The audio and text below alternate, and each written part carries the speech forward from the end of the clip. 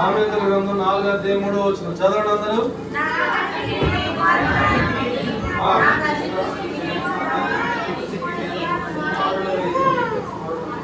నా తల్లి దృష్టికి ఏమైనాడట?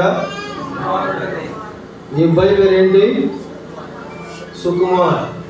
ఏం పేరు? అది గుర్తుపెట్టుకోండి. కాబట్టి ప్రార్థన చేస్తే వాళ్ళ పేరు అడిగిన తర్వాత ప్రభు నా మనసులో తీసుకోవాల్సిన తలంపు అన్నయ్య ప్రార్థన చేశాము, ప్రభు ఆ మాట ద్వారా మాట్లాడినాడు, అదే పేరు అబ్బాయి పెడతాను. పలకడానికి ఏమైనా కష్టంగా ఉందా?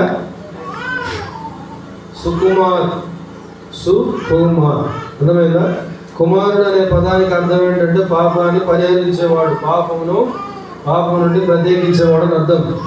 సుకుమారుడు అంటే సుబుద్ధి కలిగిన వాడు, మంచి గుణములు కలిగిన వాడు అని అర్థం.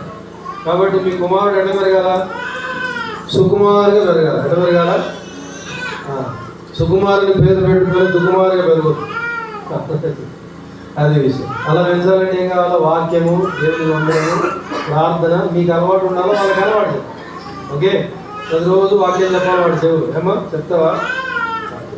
కనుక దేవుడు అలాగా బిడ్డను ఆశీర్వదిస్తాడు సుకుమారుడుగా. ఎలాగా? సుకుమారుడు అంటే సౌమ్యుడు అనే భావం కూడా ఉంది. అలాంటి సౌమ్యమైన భావం రావాలా, రాడికల్ ఉండకూడదంటే ఏం చేయాలి? వాక్యంతో వాడిని సిద్ధం చేయాలి. మంచిది. ప్రార్థన చేస్తాం.